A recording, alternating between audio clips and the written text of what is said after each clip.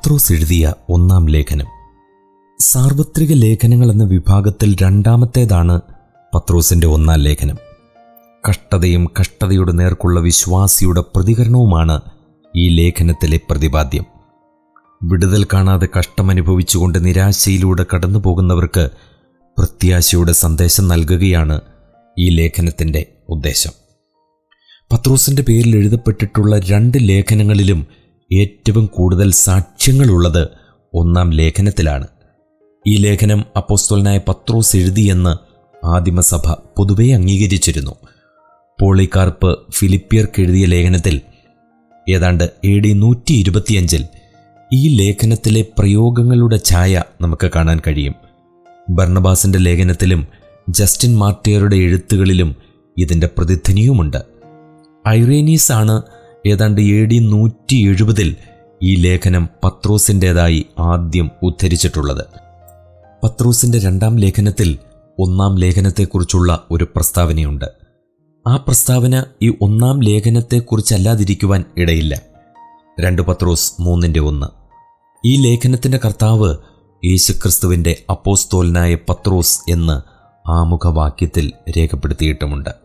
1-ാം അധ്യായം 1-ാം വാക്യം. ഈ ലേഖനത്തിൻ്റെ ആന്തരിക ഘടന പത്രോസിൻ്റെ ഹൃദയവും ജീവിതവും വെളിപ്പെടുത്തുന്നതാണ്.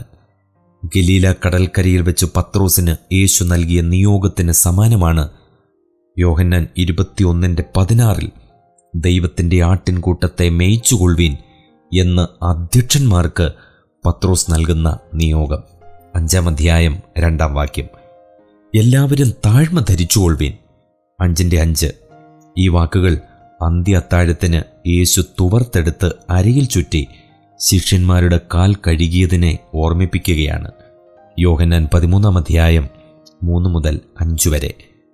താൻ ക്രിസ്തുവിൻ്റെ കഷ്ടാനുഭവത്തിന് സാക്ഷിയാണെന്ന് പ്രസ്താവിക്കുന്നു. ക്രിസ്തുവിൻ്റെ കഷ്ടാനുഭവത്തെക്കുറിച്ച് ആവർത്തിച്ചു പറയുന്നുമുണ്ട്. 2-ാം അധ്യായം 21-24 വരെ, 3-ാം അധ്യായം 18-ാം വാക്യം, 4-ാം അധ്യായം 1-ാം വാക്യം.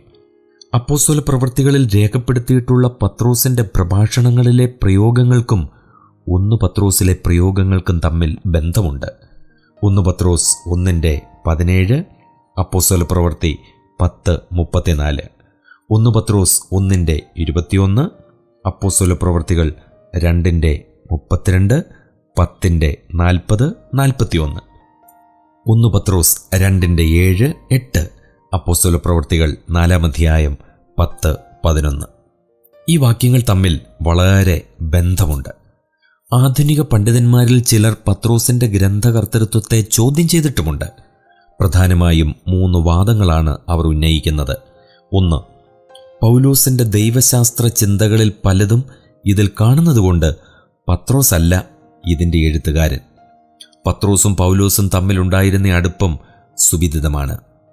പൗലോസിന്റെ ലേഖനങ്ങൾ പത്രോസിന് സുപരിചിതമായിരുന്നു എന്ന് പത്രോസിന്റെ വാക്കുകൾ തന്നെ സാക്ഷ്യപ്പെടുത്തിയിട്ടുണ്ട്. ഉപദേശങ്ങളുടെ ഐക്യത്തിന് കാരണം പരിശുദ്ധാത്മാവിൻ്റെ നിയന്ത്രണമാണ്.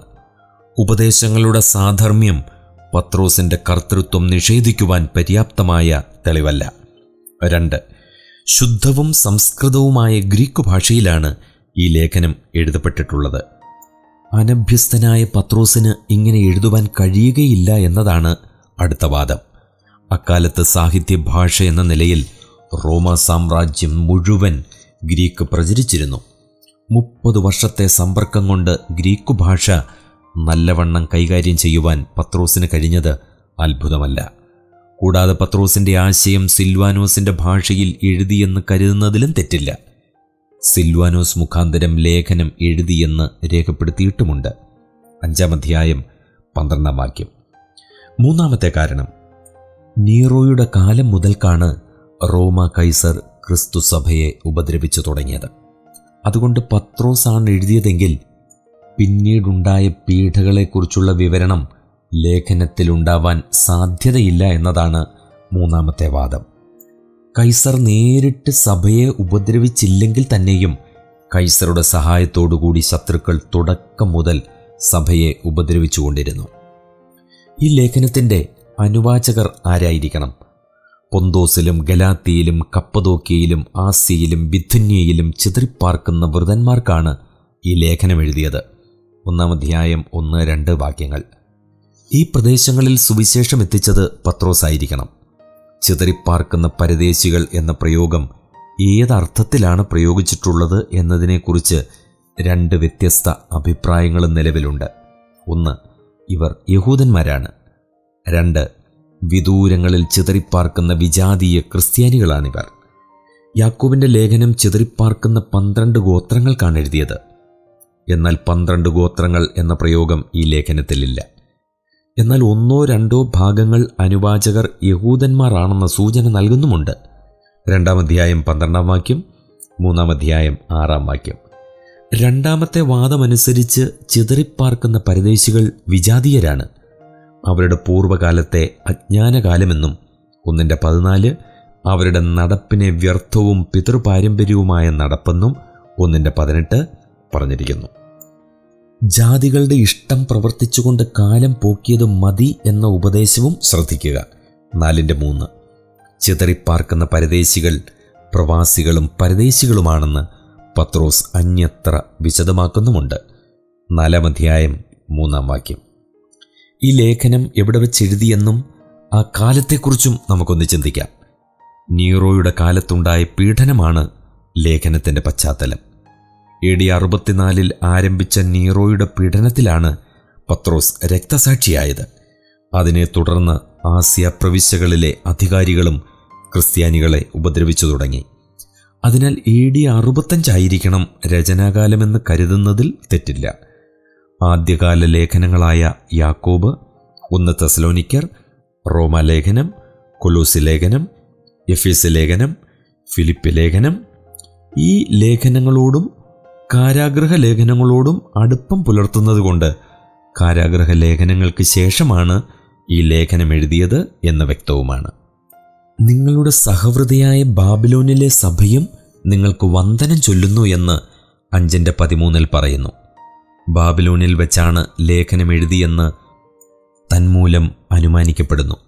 ബാബിലോൺ ഏത് ദേശമാണെന്നതിനെക്കുറിച്ച് 3 അഭിപ്രായങ്ങളുമുണ്ട്. 1, യൂഫ്രട്ടീസ് നദീതീരത്തുള്ള Babylon. Calvin, Alfred Meyer, Alford, മുഹഡ്, തീസൻ തുടങ്ങിയവർക്ക് ഈ അഭിപ്രായമാണ്. ബാബിലോനിൽ ധാരാളം യഹൂദന്മാർ പാർത്തിരുന്നു. മെസപ്പൊട്ടോമിയയിൽ നിന്നുള്ള യഹൂദന്മാർ പെന്തക്കോസ്തു നാളിൽ യെരുശലേമിൽ സന്നിഹിതരുമായിരുന്നു. അപ്പോസ്തലപ്രവൃത്തി 2 അധ്യായം 9 വാക്യം. പരിച്ഛേദനക്കാരുടെ അപ്പോസ്തലനായ പത്രോസ് ബാബിലോനിൽ പോയി പ്രവർത്തിക്കുവാൻ സാധ്യതയുമുണ്ട്. 2, ഈജിപ്തിൽ നൈൽ നദീ തീരത്തുണ്ടായിരുന്ന ഒരു ബാബിലോൺ. കോപ്റ്റിക് സഭയല്ലാതെ മറ്റാരും ഈ വാദം അംഗീകരിക്കുന്നില്ല. 3, റോമാ നഗരത്തിൻ്റെ പ്രതിരൂപാത്മക നാമം. റോമൻ കത്തോലിക്ക സഭയും അനേകം പ്രൊട്ടസ്റ്റന്റ് പണ്ഡിതന്മാരും ഈ അഭിപ്രായത്തെ ആദരിക്കുന്നു. പത്രോസ് തൻ്റെ അവസാന വർഷങ്ങൾ ചെലവഴിച്ചത് റോമിലായിരുന്നു. പത്രോസിൻ്റെ സഹചാരിയായ മർക്കോസ് പൗലോസിൻ്റെ 1ാം കാരാഗൃഹവാസകാലത്ത് റോമിലുണ്ടായിരുന്നു. 1 പത്രോസ് 5 അധ്യായം 13 വാക്യം, കൊലോസ്യർ 4 അധ്യായം 10 വാക്യം. പൗലോസിൻ്റെ 2ാം കാരാഗൃഹവാസകാലത്ത് തിമോത്തിയോസിനോടൊപ്പം മർക്കോസ് റോമിൽ പോയിരിക്കുവാൻ സാധ്യതയുമുണ്ട്. 2 തിമോത്തിയോസ് 4 അധ്യായം 11 വാക്യം. തന്മൂലം റോമിൽ വെച്ച് പത്രോസും മർക്കോസും ബന്ധപ്പെട്ടിരിക്കാനുമിടയുണ്ട്. എന്നാൽ ഇവർ ഇരുവരും ബാബിലോനിൽ പോയതായി രേഖയില്ല. കൂടാതെ റോമിൻ്റെ മാർമിക നാമമാണ് ബാബിലോൺ. വെളിപ്പാട് പുസ്തകം 17-18 അധ്യായങ്ങൾ. പക്ഷെ ബാബിലോൺ എന്ന പ്രതിരൂപനാമം ഈ ലേഖനം എഴുതി 30 വർഷത്തിന് ശേഷമാണ് യോഹന്നാന് വെളിപ്പെട്ടത്. അതിനു മുൻപ് അറിയപ്പെട്ടിരുന്നുവെങ്കിൽ യോഹന്നാൻ അതിനെ മർമ്മം എന്നു പറയുകയില്ലായിരുന്നു. സാധാരണ നിലയിൽ പ്രയോഗിച്ചിട്ടുള്ള ഒരു സംജ്ഞാനാമത്തിൽ പ്രതിരൂപാർത്ഥം കാണുന്നതും ശരിയല്ല. സാധാരണ കാര്യങ്ങളല്ലാതെ മാർമികമായതൊന്നും അപ്പോസ്തലൻ ഈ ഭാഗത്ത് പറയുന്നുമില്ല. ഈ ലേഖനത്തിലെ ചില പ്രധാന സവിശേഷതകൾ നമുക്കൊന്ന് ചിന്തിക്കാം. 1, ഈ ലേഖനത്തിലെ പ്രധാന പ്രമേയം കഷ്ടതയും തേജസ്സുമാണ്. കഷ്ടത എന്ന പദം 16 പ്രാവശ്യം കാണാം. 1-11, 2-19, 20, 21, 23, 3-14, 17, 18, 4 അധ്യായം 1, 2, 13, 15, 16, 19 വാക്യങ്ങൾ, 5 അധ്യായം 1 വാക്യം. ക്രിസ്തുവിൻ്റെ കഷ്ടത വിശ്വാസികൾക്ക് മാതൃകയാണ്. 1 അധ്യായം 11, 2-21, 4 അധ്യായം 1-2 വാക്യങ്ങൾ. കഷ്ടത പ്രതീക്ഷിക്കേണ്ടതാണ്. 4-12 അത് ദൈവഹിതമാണ്. 4-19 സഹിഷ്ണുതയോടെയും സന്തോഷത്തോടുകൂടെയും കഷ്ടം സഹിക്കേണ്ടതാണ്. 2 അധ്യായം 23, 3 അധ്യായം 9 വാക്യം, 4 അധ്യായം 13 വാക്യം. കഷ്ടതയ്ക്ക് ഫലമുണ്ടെന്ന് അപ്പോസ്തലൻ വ്യക്തമാക്കുന്നു. 1 അധ്യായം 6-7, 2 അധ്യായം 19-20, 3 അധ്യായം 14, 4 അധ്യായം 14 വാക്യം. 2 ക്രിസ്ത്യാനികൾ ഭൂമിയിൽ പ്രവാസികളും പരദേശികളുമാണെന്ന് ഈ ലേഖനം ഊന്നി പറയുന്നു. 1 അധ്യായം 1 വാക്യം, 2 അധ്യായം 11. മൂന്നാമത്തെ സവിശേഷത, പഴയ നിയമത്തിലെ ദൈവജനത്തിനുള്ള പല വിശേഷണങ്ങളും ഈ ലേഖനത്തിൽ പുതിയ നിയമവിശ്വാസികൾക്ക് നൽകിയിരിക്കുന്നു. തെരഞ്ഞെടുക്കപ്പെട്ട ജാതി, വിശുദ്ധ പുരോഹിത വർഗം, രാജകീയ പുരോഹിത വർഗം, വിശുദ്ധ വംശം, സ്വന്ത ജനം എന്നിങ്ങനെ. 2 അധ്യായം 5-9 വരെയുള്ള വാക്യങ്ങൾ. 4 വ്യാഖ്യാനിക്കുവാൻ ഏറ്റവും പ്രയാസമുള്ള ഭാഗം ഈ ലേഖനത്തിലുണ്ട്. തടവിലുള്ള ആത്മാക്കളോട് ക്രിസ്തു പ്രസംഗിച്ചത് എപ്പോൾ, എവിടെ വെച്ച്, എങ്ങനെ? ഈ പ്രശ്നങ്ങൾ ഇനിയും ഉത്തരം കിട്ടാതെ അവശേഷിക്കുന്നു. 3 അധ്യായം 19-20 വാക്യങ്ങൾ. ഈ ലേഖനത്തിൻ്റെ ബാഹ്യരേഖ ഔട്ട്ലൈൻ ഇപ്രകാരമാണ്. 1 അധ്യായത്തിൻ്റെ 1-2 വാക്യങ്ങൾ മുഖവുരിയാണ്. 1 അധ്യായം 3-12 വരെ രക്ഷയുടെ സ്വഭാവമാണ്. 1 അധ്യായം 13-25 വരെ രക്ഷയുടെ ഫലമാണ്.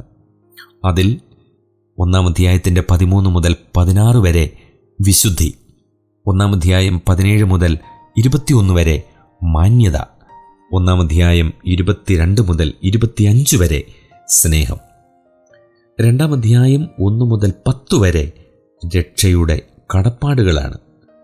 2 അധ്യായം 11 മുതൽ 3 അധ്യായം 12 വാക്യം വരെ രക്ഷയുടെ സാൻമാർഗികതയാണ്. 3 അധ്യായം 13 മുതൽ 4 അധ്യായം 11 വരെ രക്ഷയുടെ ഉറപ്പാണ്. 4 അധ്യായം 12 മുതൽ 5 അധ്യായം 11 വരെ കഷ്ടതയിൽ വിശ്വാസിയുടെ പെരുമാറ്റമാണ്. 5 അധ്യായം 12 മുതൽ 14 വരെ ഉപസംഹാരമാണ്.